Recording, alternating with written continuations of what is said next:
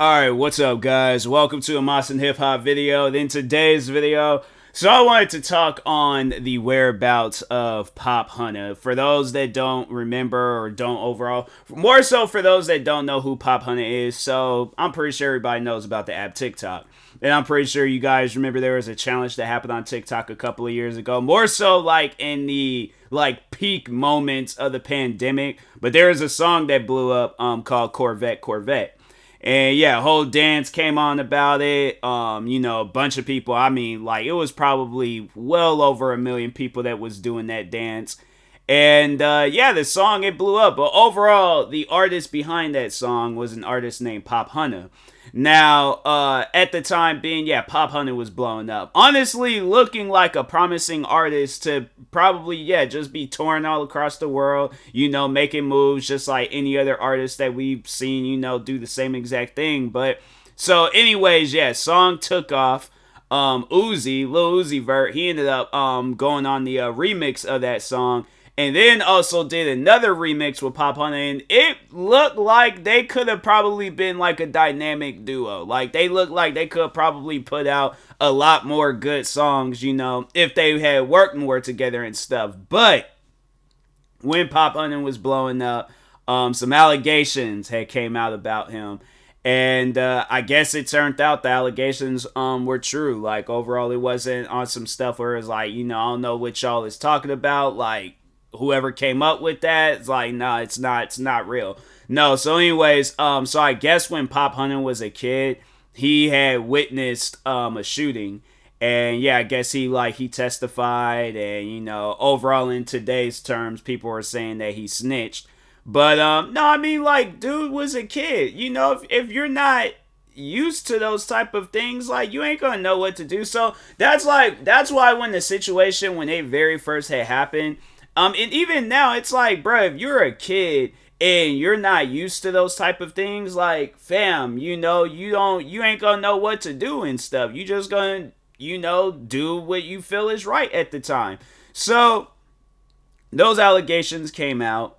Everybody in the music industry was just not messing with Popp Hunna anymore after that, because they didn't trust him. They lost their trust with him, and it was it just seemed like at that point, his career just went down, just straight downhill. So after that, I'm pretty sure everybody's probably wondering what happened to Popp Hunna. And honestly, homie's career, it didn't take off. The thing is this, I'm not gonna necessarily say that he fell off. I feel like saying that he fell off is it's harsh words.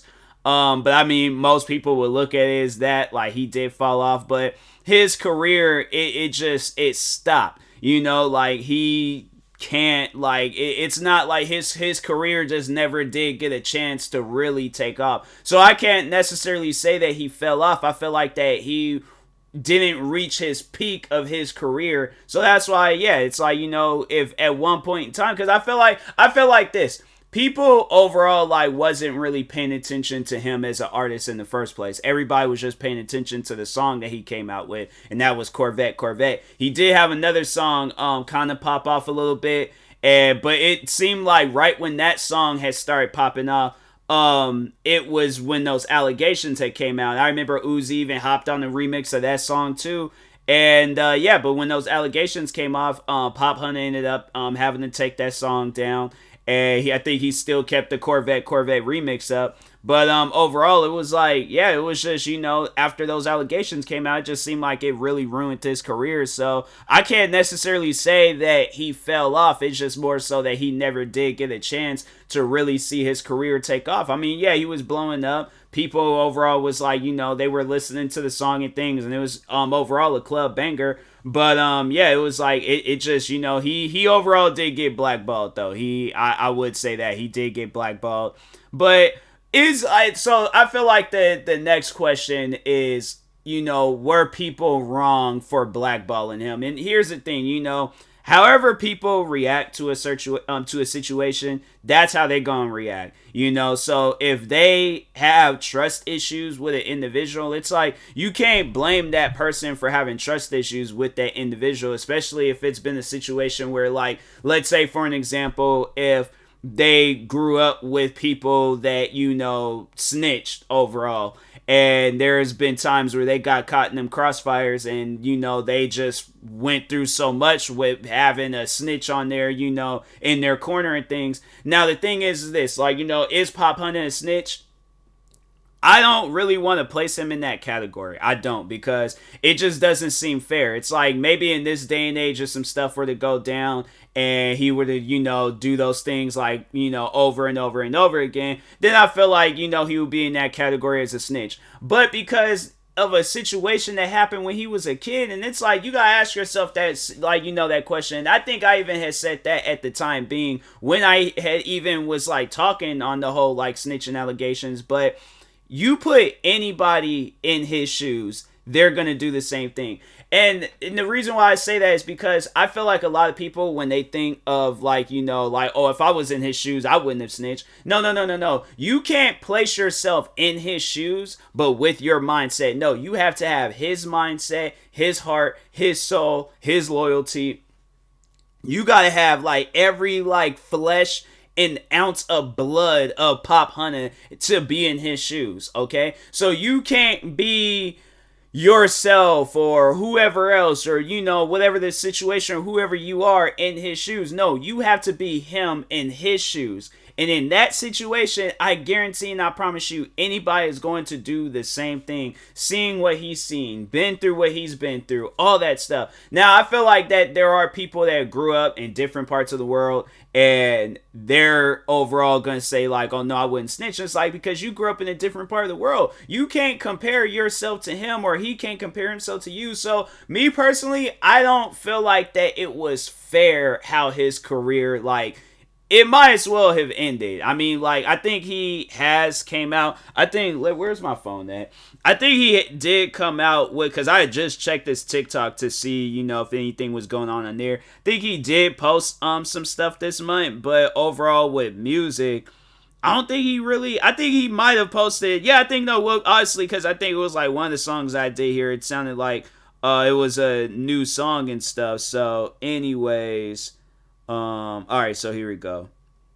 So he actually did come out with an album song. Oh yeah, so he did come out with an a song this year in May.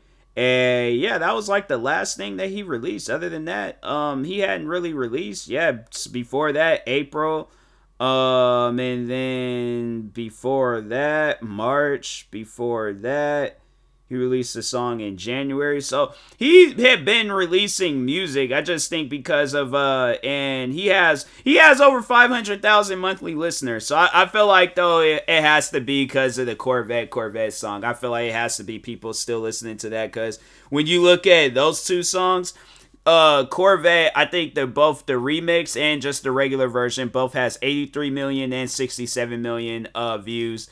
Or listens, and then the rest of his other songs, like there's one called I'm Single, and that's like the third most listened song on his Spotify account. Now I don't know how it is for all his other platforms and stuff, but I personally think, you know, like leading into the next question, does Popp Hunna deserve a second chance?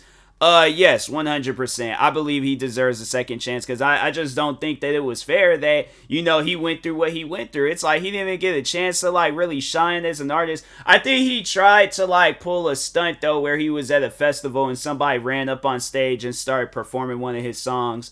And I think it was like, you know, it was just him having fun and stuff with the crowd. And I think that was like the last like thing that had happened with him. But other than that, it was like nothing else really had happened. And that's messed up. I'm like, dang, man, you know, I personally think that he deserves a second chance. I know a lot of people don't respect the snitching stuff, but it was like a one-time thing when he was a kid. You know, it's like when you a kid, you don't really know what you doing when you a kid and stuff. So it's like, you know, him being at 14, I'm trying to think. I remember when I was at 14, I wasn't making good decisions either. And everybody at the age of 14, it's like you're going to do things that you're not proud of and stuff that it's like, well, dang, you know, it's like it's something that you just got to learn to live with. But it's like everybody trying to speak on his life. I just think that wasn't fair. And it's like, you know, if there was things and stuff stuff that people did and said or whatever, and it's like you looking at them, and it's like people look, or yeah, it's like people look at you and things that you then did, and it's all like you want people to praise you, you want people to thank you, you want people,